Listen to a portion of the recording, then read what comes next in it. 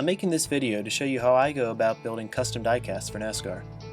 The cars are more popular. They actually do make a handful of Truck Series diecasts each year, but the selection is limited, so sometimes I'll go and create my own if a driver or paint job I like isn't going to be available. It's possible to make them look like the real thing. Out of these three, only one of them was store-bought. The other two I made myself. The project in this video is going to be to turn this number 2 Jags truck into the number 75 Food Country USA truck, which was driven by Caleb Holman in 2013. To start off, you're going to need a truck that you're willing to junk and take apart. If you don't have one, go online and find the cheapest that you can in the correct model. I got this one for about $30. This is a 2011 truck, but it works fine because the basic mold for the Chevy truck bodies hasn't changed since then. Anything made in the past couple of years should work. This might change in 2014 if the series brings changes to the bodies, which I've heard they may do. So now you've got the truck out of the box and you can see how functional it is. The hood can swing open, the tires roll, they're rubber, they can come off. There's pillars in the back, there's posts in the back. I'll show you how to take it apart. The main body and chassis of the truck is held in place by 4 screws. There's a screw behind each of the wheels. Some diecasts are held in place by rivets, but fortunately with this truck there's only screws inside, so you don't need any heavy machinery or anything special to take it apart, just a plain old screwdriver.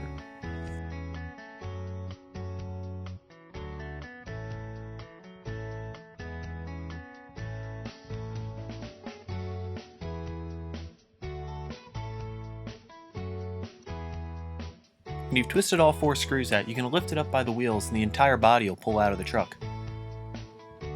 Flip it over and you can see that most of the details have come with it. The engine's in there, the seat, the window net. The steering wheel is still attached to the body. There's a little well in the back of it. I'm going to put the screws that I took out in there just so that I don't forget about them. And if you look under the tires, you'll see that there's actually 2 more screws. You don't have to remove those unless you're going to do something to alter the suspension of the truck, which in this case I'm not going to, so just let them be. Unfortunately, we're not done taking this thing apart. If you look closer underneath, there's a whole lot more to do. Start by unscrewing those 2 screws and lift that little panel off. That was what was holding the hood in place, so now you can lift that out of there. To get the plate underneath unlocked, I used a flathead screwdriver to push underneath of it and try and lift it up one at a time. There's 2 pegs you have to do. Once those are detached, pull out the white pole that attaches it to the roof of the truck. So now you've got the guts of the truck taken out. You have the hood, the mounting piece for it, and the piece inside that connects to the roof and the steering wheel. Those were easy, but it's about to get a lot messier because you have to take out the windows and the windshield. There's not a whole lot that holds these into place. A couple of hardened dabs of glue and some pegs around all the corners. Reach inside of the truck and try to pop out the corners gently. Just a little push, and try and maintain the integrity of the little hardened glue things in the corner as much as you can, because that'll make it easier to get it back in once it's done. So the front windshield comes out pretty easy. The side mirrors are tough. As you can see, there's not a lot to work with and there's only 3 little pegs holding it in, so you really gotta try and preserve them as much as you can. Taking apart the rear window and the pegs that hold them in really turns into a puzzle. There's a couple of pieces that have to fit together and they break very easily, so you have to be careful.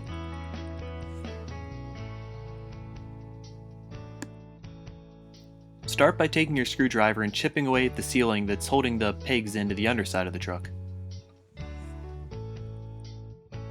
When you think you've got those cleared out, turn the truck around and slowly bend the back window plate out. It may feel like it's going to break, but you're just going to pull it out of the rivets that are there. You don't have to drill the rivets out, you don't have to do anything to it, just pull the back window out. Now all you have left are the supports.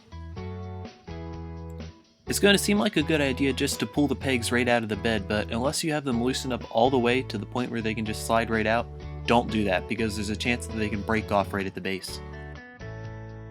Instead, get something like this metal pick back out and underneath of the truck just push down on the peg. Eventually it'll pop out. And this is what they look like once they've been removed. You can see that there's a difference between the top and the bottom, so you won't get them mixed up. After that, the only piece left is the grill. That's the easiest of all to take apart. Just chip away at the glue holding it in place on the front, and then pop it right off. That's it. I've got all the pieces you should have by now laid out on the desk. There's the truck, there's the body with the chassis, front windshield, back windshield, screws, hood connector, side windows, grille, and the wheel dashboard attachment. Now we have to strip the paint off of the truck. There's a couple of different methods that you can use, but I use this yellow can of paint remover from a hardware store. On average, it'll cost me about $11 for 32 ounces of it. Now this stuff is very noxious and destructive, so use it in a safe place. I've got it in the utility sink in my basement. And this stuff will burn if it gets on your skin, so wash it off quickly. Drizzle a little bit over the entire surface of the truck and then let it sit for maybe 5 or 10 minutes. I'm accelerating the time here so you can see just what it looks like when the stripper starts eating away at the surface of it.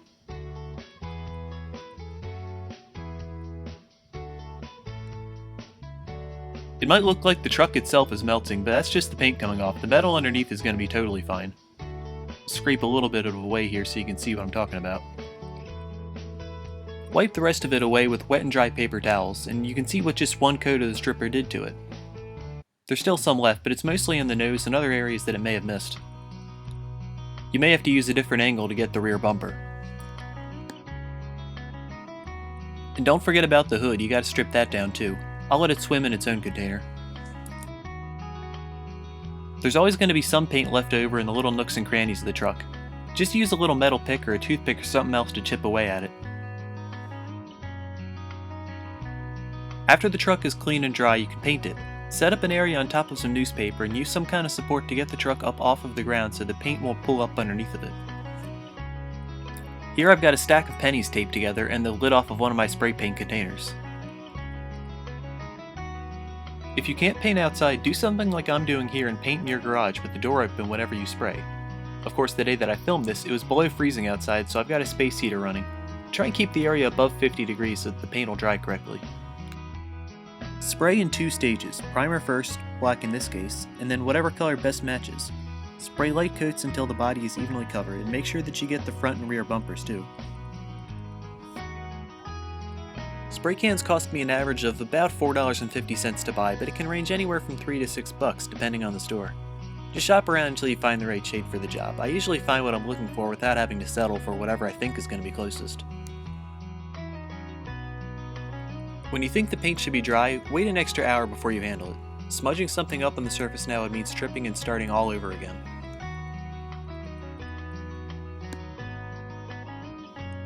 With the truck painted, it's time to apply decals to it.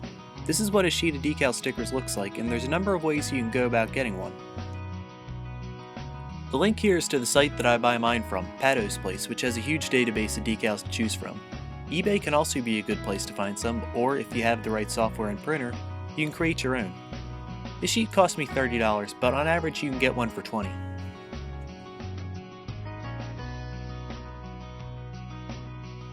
Cutting the decals out always takes more time than you expect. You don't have to cut a perfectly even shape around everything though. What you see as blue here, the background of the paper, actually comes out as clear once you're applying it to the car. That gives you a little wiggle room to work with, you don't have to cut too close. Something else to keep in mind while you're doing this is that it's okay to split larger decals up into 2 pieces. That can make it easier when you're sliding them onto the truck. Too big and the paper might curl over. So now I've got all the pieces that I think I'm going to need cut out from the sheet and cut into sizes that I think are going to be manageable. I like to apply my decals with a computer screen in front of me so I have a reference to look off of in case I have a question about where any need to go. Laid out in front are all the materials that I'm going to need. Toothpicks or anything else fine if I need to pick away at something, the scissors in case I find any more trims to make, and a pair of tweezers to pluck the decals up with. Plus some towels and a little container of warm water. Do the larger decals first. Pick the number up with a pair of tweezers and set it inside the warm water. Get the entire thing submerged just for about 2 or 3 seconds. Pat it flat on a paper towel folded over, and wait about 30 seconds. With 2 fingers, you're going to be able to slide the decal away from the backing paper. Move it all the way off, pull it, and don't be afraid of it wrinkles a little bit, that'll fix itself. Just make sure that it's not folded all the way over. Dip a finger into the water and wet the area where the decal is going to go. That water is what's going to allow it to be moved around in case you don't line it up perfectly on your first spot, which you shouldn't expect to. Now you can set the decal onto the roof of the truck and start to position and press it into place. There should be enough water left there so that you can move it around a little bit. Once it's ready, take a napkin and press down, removing all the excess moisture. That'll help bond it into place. Don't press too hard because it might lift the decal back up. Just lightly press until you're not seeing any more water. And remember, especially when you're doing the larger pieces that'll fit around the wheels, measure. Hold it up to make sure that it's actually going to fit there right before you go ahead and apply it. You can always cut it out a little bit more. And from there, just keep plugging away.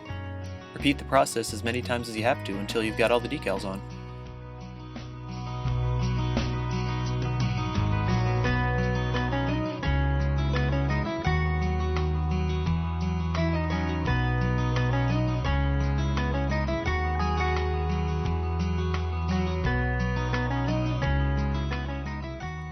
And before long, it's looking done. But you still have to put a finish on the final thing. A glaze to coat and keep the decal sealed on. Like everything else, there are a few different products that modelers use as a clear coat finish. I use this bottle made by Pledge. It may have a different label and look by now, but it's easy to find in most home and grocery stores. It cost me $8 for a bottle, and 1 bottle goes a long way. Squirt a bit of the liquid into a small container and then use a light brush to coat it on. I'm even going to use a foam brush here. I'll use 2 or 3 coats of it over the truck. Brush on very lightly and wait about half an hour between coats.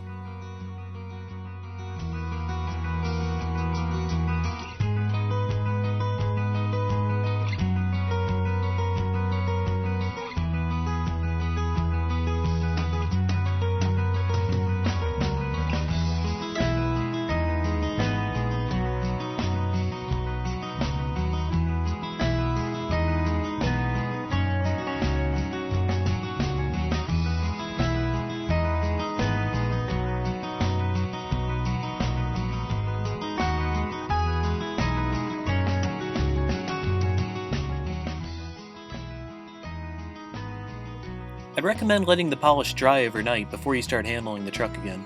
But once it is dry, you can start to reassemble it. This is the brand of glue that I'm going to use. It comes in a lot of different sizes, but this little tube only cost me 89 cents and it's lasted me a pretty long time. I'm going to start with the front windshield. Pop it down into place in each of the corners, locking in each of the pegs, and then give it one final push down right in the middle of the bottom of it, right there. Dab some of the glue with the toothpick between the metal, the hardened glue that was already in place, and the blackened area around the windshield where you're not going to see it from the outside. The side windows are hard. Depending on how many locks you still have in glue around the outside of it, it can get a little easier, but if you notice here, there's not a whole lot of room to actually put glue in. You're going to see it from the outside, so be very careful. The poles and rear window are the hardest of all. You're probably not going to break anything, but it's going to take a while to get it set in place. It's a little bit of a puzzle. Fit the poles back down into their holes, and then slide the back window back over top of the rivets that we didn't mess with earlier. Don't lock it in place yet though, leave it a little loose like this. What you have to do is keep the rear window reclined in a bit and try to wiggle the tops of the poles into the holes in the window.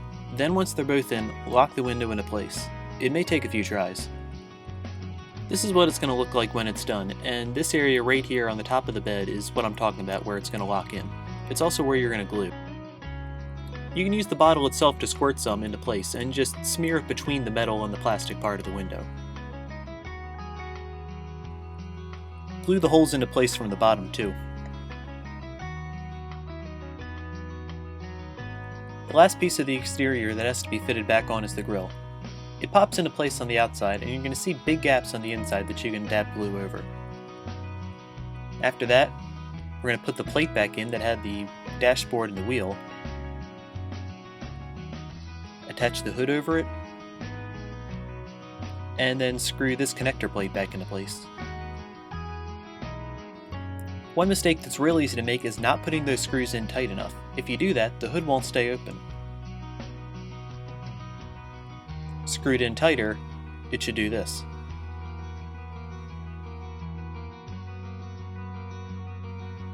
Now comes a real satisfying step. Hanging the exterior body over the chassis and interior body. It looks good.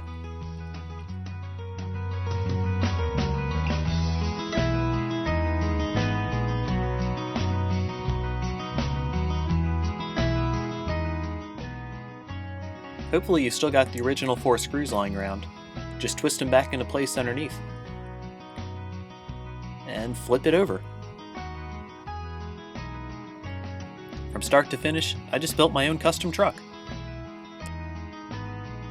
There's a few different methods that go into customizing other options from cars and trucks and other sizes, but most of the principles here remain the same. Once you know how to do these, you can tear down and build just about any kind of diecast you want. I'm not a very handy person, and only built my first diecast a year before making this video, so if I can do it, anyone can.